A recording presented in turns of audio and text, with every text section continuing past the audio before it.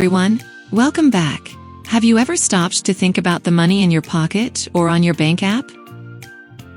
We use money every day to buy food, pay bills, and even save for the future.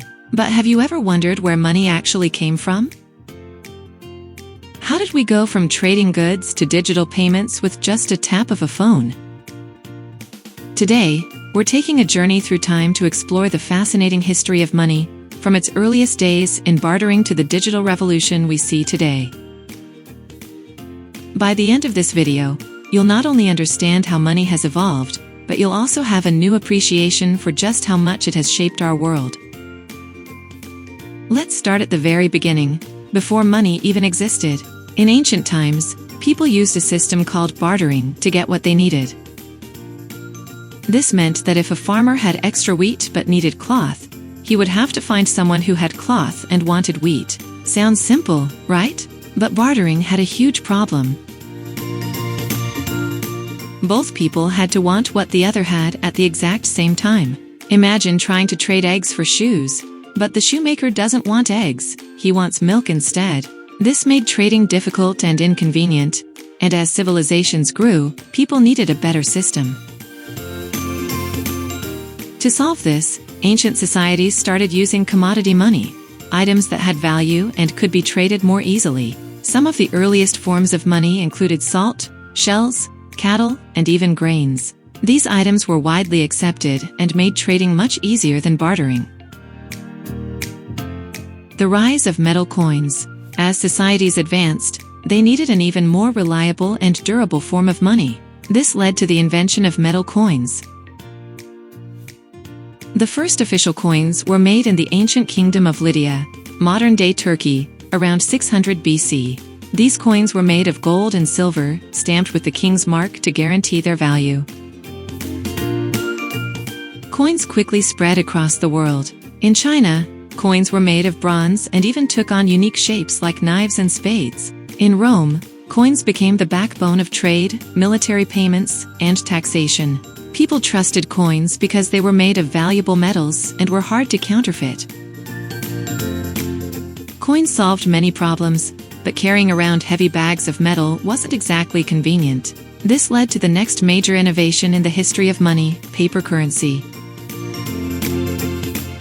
Did you know that China was the first civilization to use paper money? Around the 7th century, during the Tang dynasty, Chinese merchants began using paper notes instead of heavy coins. By the Song dynasty in the 11th century, the Chinese government made these notes an official form of currency. This was a huge breakthrough because paper money was lighter, easier to carry, and could be produced in large amounts. Eventually, the idea of paper money spread to the Middle East and Europe.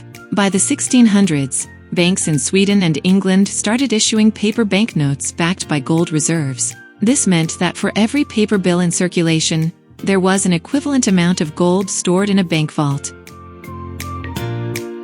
This system worked for a while, but as economies grew, governments realized they needed a more flexible approach to money, and that led to the era of fiat money. By the 20th century, most countries had switched to what we call fiat money, money that isn't backed by a physical commodity like gold, but instead gets its value because the government says it has value. You might be wondering, wait, if money isn't backed by gold, what gives it value? The answer is trust. As long as people trust that their government will accept and honor its currency, money keeps its value. This is why modern economies rely on central banks, which control the supply of money and help keep financial systems stable. Today, fiat money is used all over the world, making it possible for countries to print money as needed, control inflation, and manage their economies more effectively. In the last 50 years, money has evolved even further. With the rise of technology, we no longer rely only on cash and coins, we now use digital money. Credit cards, debit cards, online banking, and mobile wallets like Apple Pay and Google Pay have changed the way we make transactions. One of the biggest advantages of digital money is convenience. Instead of carrying physical cash, we can simply swipe a card or tap our phone to make a payment. Banks now allow people to transfer money instantly from their accounts to others, making transactions faster than ever before. But the story doesn't end there. In the past decade, we've seen the rise of cryptocurrency, a completely new form of digital money that isn't controlled by any government or bank. Cryptocurrencies like Bitcoin and Ethereum use advanced encryption and decentralized networks, allowing people to send money securely and anonymously anywhere in the world. While cryptocurrencies are still new and sometimes unpredictable, they represent the next stage in the evolution of money. Some people believe that digital currencies could eventually replace traditional money altogether. So what's next for money? We've gone from bartering to metal coins, from paper money to digital banking, and now to cryptocurrencies. The future of money is still evolving, and with technology advancing rapidly, we may soon see new forms of payment that we can't even imagine today. One thing is clear: money has always changed to fit the needs of society, and it will continue to do so in the future. Maybe one day, we'll live in a world where everything is paid with digital currency, or maybe something even more advanced will come along. Thanks for joining me on this journey through the history of money.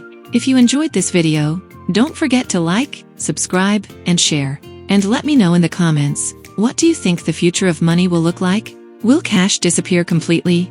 Will cryptocurrency take over? I'd love to hear your thoughts. Thanks for watching, and I'll see you in the next video.